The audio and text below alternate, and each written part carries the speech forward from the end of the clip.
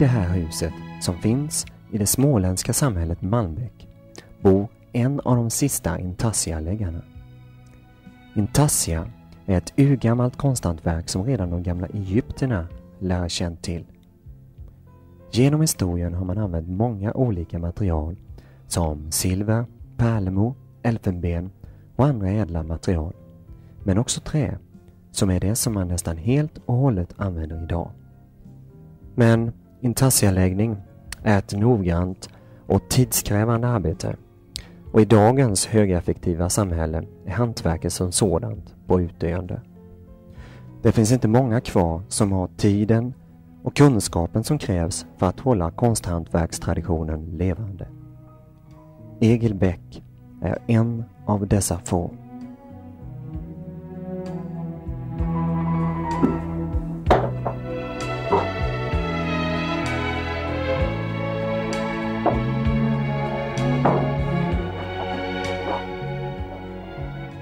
Egil, om du berättar, hur gör du när du börjar med ett jobb? När jag börjar? Ja, först så får jag alltså... Det är rätt ofta så tar jag, går ut och tar foto precis för att något jag vill göra en taxi av. Eller om jag får beställning på det. Jag får beställningsjobb ett par gånger där, och det kan vara rätt roligt för all del.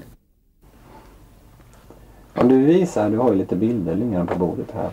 Ja. Visa hur den ser ut från början. Den här, det var en bild jag tog förra året jag var i Danmark där. Och där var jag just ute för att ta kort efter någon motiv som jag ville göra. Du börjar alltså med bild? Jag börjar alla gånger med en bild där. Och alltså det är den där jag har tagit i Danmark någon gång i Aarhus. Och sen förstår jag upp den. Och sen gör en ritning och färglägger. Och liksom att kunna beräkna något ner vilka paneler jag ska använda där. Hur många olika träslag har du? Ja, det är inte för att ha så hänt många. Men sånt i Öland så använder jag nog bara en 25 skulle jag tro. Och bland dessa 25 olika fanertyper ska Egil hitta färgerna som motsvarar varje färgskala som bygger upp bilden. Varje träslag har sin färg, sin karaktär och sin egen charm. Och valet av de olika fanertyperna kommer direkt efter att Egil har gjort färdigt teckningen som ligger som underlag för bilden. Det är så de olika träslag vi har här. Det är vollnöt. Och det är någon sorts makeri heter det. Det är någon sorts rotentræ. Och her er så noget charanta, ret charandi. Og her er så prøv på massobjørk. Det er en paner, som bliver ret moderne på senere år. Ret dyrbare paneler. Og teak her, det var på 50-tallet, der i slut på 50-tallet var det mycket moderne teak. Allt skulle vara teak. Vilket faner är vackrast? Det är en smart fråga. Men det är alltså vissa paneler som man räknar mer värdefulla. Alltså paneler, det kan vara mycket olika i priser. Och det är många av de översöiska träslag som är rätt dyrbara. Charanta är rätt dyrbara. Men det är också sånt som massobjörk. Det är också rätt dyrbara paneler. Och det är också en vacker paner. Det är det. Vad tycker du är vackrast? Ja, det är inte något speciellt där som på det viset där. Och de flesta ilpaneler, den går också... Björk, den är lite färsk på något vis. Och någon gång kan man använda bok, men annars så tycker jag inte så mycket om bok. Den går bättre. Vilken är den svåraste delen i intarsialäggningen? Det svåraste med intarsia, det är att följa stricken. Alltså om man först är så långt att man kan rita det. For det er altså, man skal først og fremmest kunne ride intarsia. Og det, men senere det svåreste, det rent tekniske, det er det svåreste, det är såga. Och sågningen går till på så sätt att Egil först klistrar fast teckningen på faneret som ska användas. Sen gäller det att vara stadig på handen och följa med linjerna exakt, så att bitarna som pusslas ihop i ett senare skede verkligen passar ihop.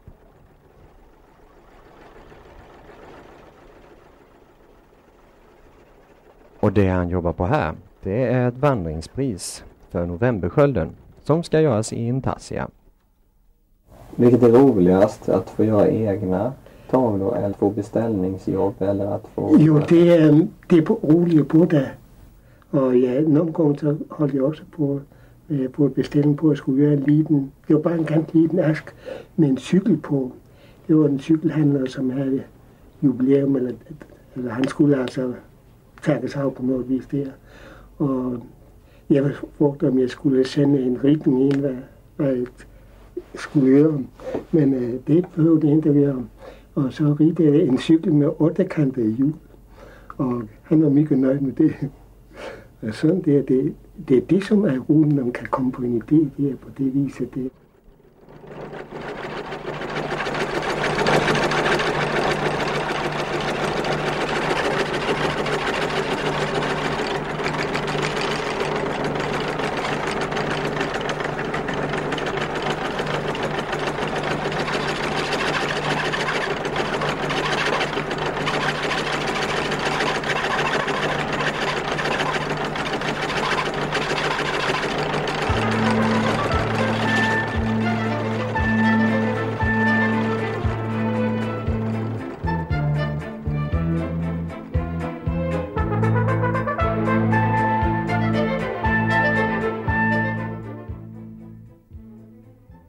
När Egil är klar med sågningen och då alla de bitar som ska vara med de olika fanertyperna är utsågade och klara, ja, då följer momentet med att pussla ihop dem till en färdig tavla.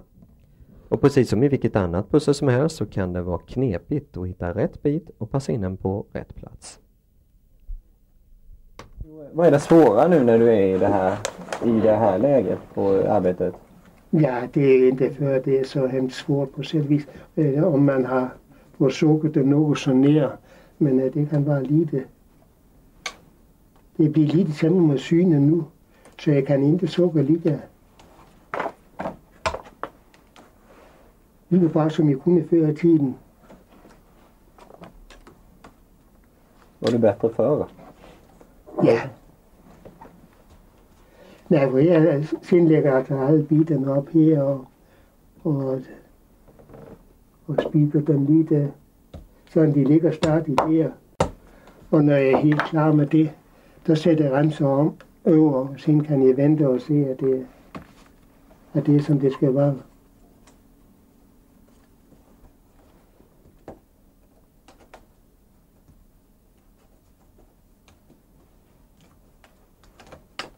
Nu ser du ju inte så mycket vad det är för träslag du sätter dit.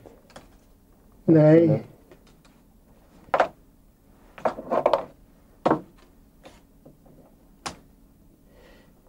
Nej, det synes jo ikke, hvilket træslag her, for det der er papper på, for at den ikke skal gå sønder, når man arbejder med det. Hur vet du att det blir rätt? Jo, men altså der har jeg bestemt færgen, når jeg har, så det behøver ikke at fundere på det, når jeg arbejder med det sen, og det er bestemt det, når jeg spiker ihop det. Der er det jo altså klart, hvilke færger man skal anvende. Men derfor kan det mycket vel hente, at det er nogle gange det, at man har anvendt. Altså når man vender det og ser, at der er noget der, at det i hvert fald duer ikke, så får man bytte det ud og tage en anden færge i stedet. Och det märker du inte förrän den sitter där på plats? Att den är fel färg? Det kan man ikke alle gange helt bedømme, inden man får det færdigt. Det kan man ikke.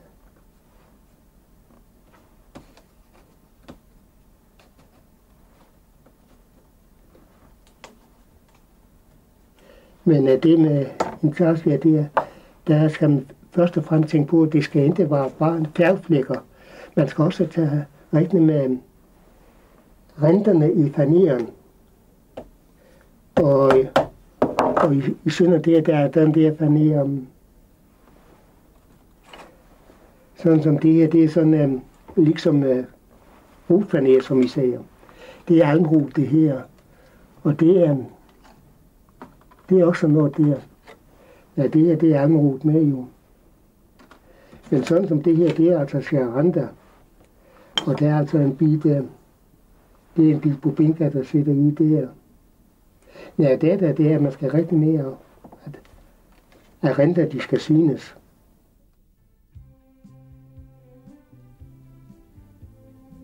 Nej, der har jeg anvendt ek til vandet. Og himlen er jo soldan.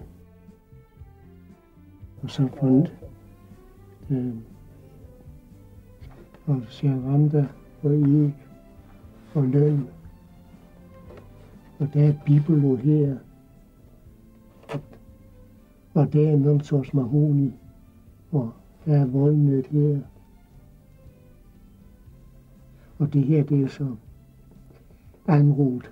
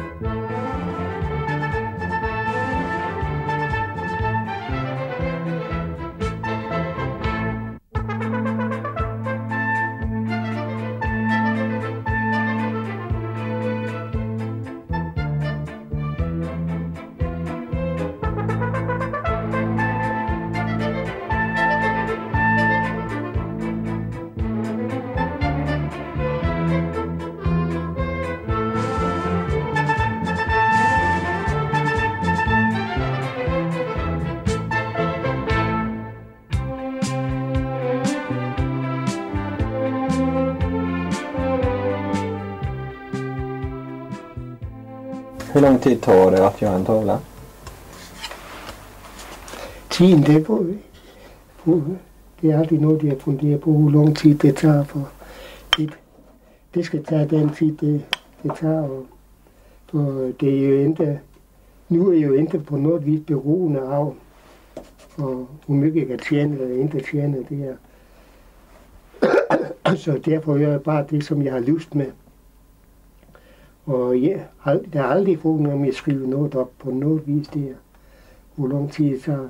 Ja, nogen enkelt gang, der har jeg forsøgt lige at regne lidt grann på, men for at være sikker på, at jeg ikke tog for mye betalt. Men det var der. Altså, når jeg ser på, det er sådan som en sådan der inflation, der har været der, den kan jeg ikke følge med i. Men det behøver jeg heller ikke. Du har tid. Du har tid så det räcker. Ja, det har jeg. Det er sikkert.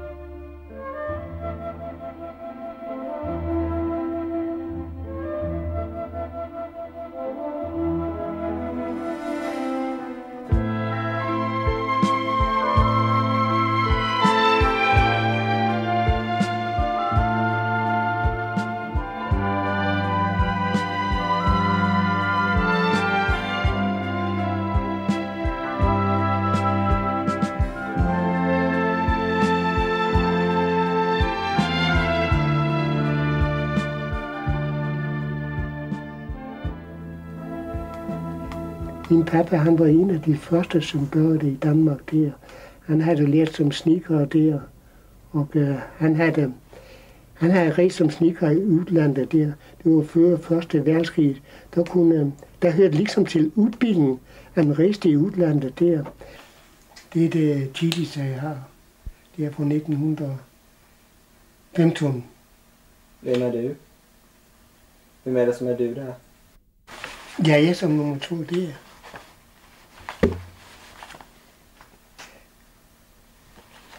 Hvor gammel var du? Ja, jeg var 6 år. Men jeg har mindet tilbage til, at min pappa han byggede huset i 1912. Der var jeg altså bare 3 år gammel, men det kom jeg ændre klart i hovedet der, hvordan det var der. Men du lærte dig fra din far? Ja, det gjorde det.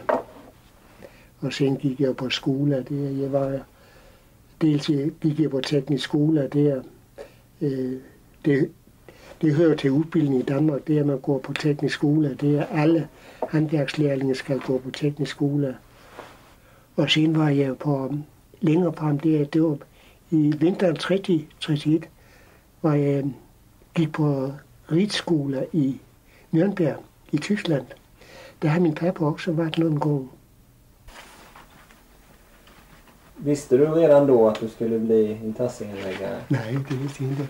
Men jeg holdt jo på, når jeg gik i skolen, der holdt jeg på på værkstedet der, jævnstændigt der, og arbejdede både med det ene og det andre der. Det er sikkert. Og det... Jeg og min far og mine brødre gjorde lidt intarsier der, men den yngste bror, han var ikke altid interesseret af det. Han blev maskinmand. Han siklede med tankbåd, og det er til slut. Min næste bror blev urmaker, og min andre bror, han blev måler, men de er døde alle 3 nu. Så jeg er ensom fra.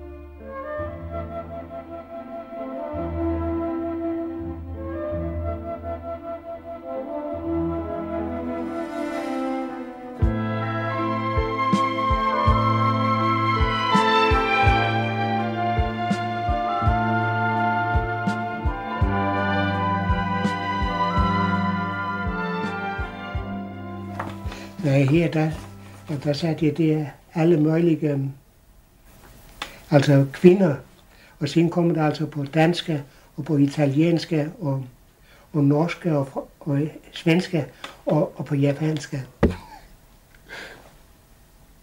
Jeg kan ikke læse det, men det sæs, det står der. Det ene skulle betyde altså kvinder, og det andre skulle betyde figur. Og men de har hvilket som er hvilket.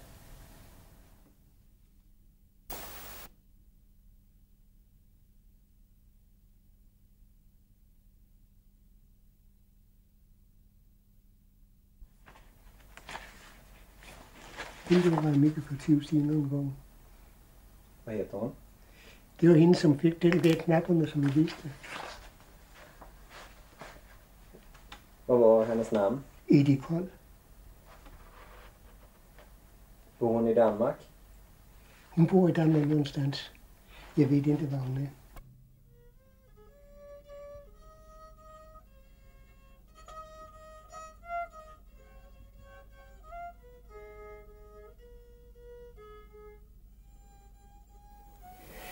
Tidligere spillede jeg ret mye fiol. Siden blev jeg også interesseret af at gøre en fiol. Den kunne forstås være bedre i lyd, men det går mye vel at spille på den.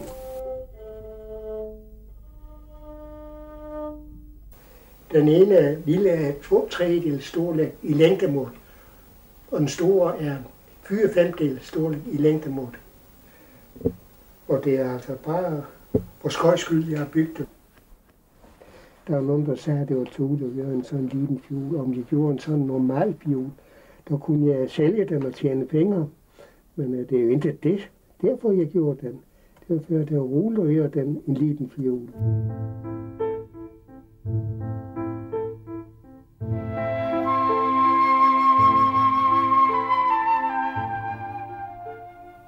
När kom du hit till huset, till Malmbäck? Til Malmbæk, ja, det var altså i 52. Men der har jeg altså købt den her fastighed, det er 55. Og sen holdt jeg på der og bygge der på fritiden der fra 60 til 65. Det var bare en liten stue, der var flyttet ind fra landet der, og et rum og køb. Men det var ret snart der, så kunne det ikke række til, der skulle jeg have mere. Og sen fik jeg rigtigt noget at bygge det til. Og det tog også 5 år at bygge det. Det kostede i kontanter dengang ungefær 20.000. Det kan man jo ikke få mycket før i dag. Du har ju en lekstuga på tomten också. Har du byggt den med? Jo, det var i nogle af de første årene der. Der havde jeg ret ofte besøg af rammernes børn. Og der kom jeg og pratede om lekstuer nogle gange. Og så tænkte jeg, at det kunne være roligt at bygge en. Siden satte jeg i gang og bygge den. Og jeg har anvendt den også som gæststuer, når jeg har haft besøg af slægten fra Danmark.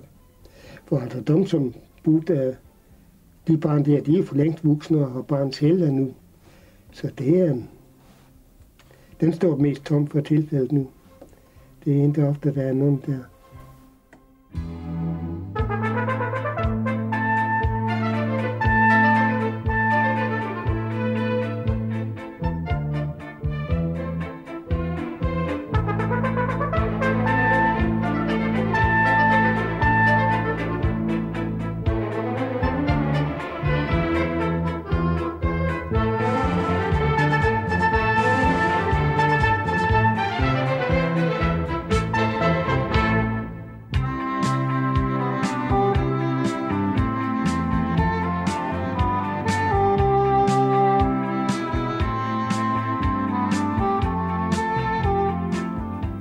Der er visse motiver, jeg har været særskilt interesseret af.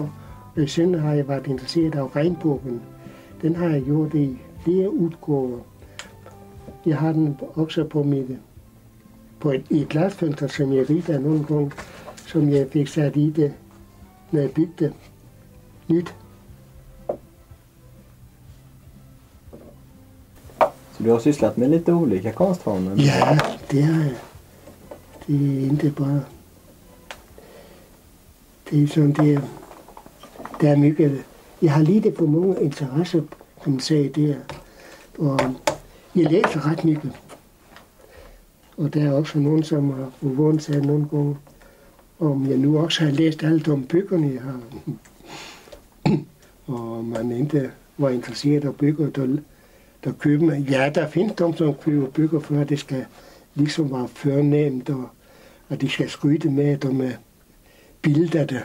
Men jeg kan sige, at jeg har læst alle mine bøger i hvert fald. Hur många böcker har du? Ja, jeg har regnet nu for et par dage siden der, når salen jeg. Og jeg kom op til at have nogen stand der på 1700. Så det er et par stykker.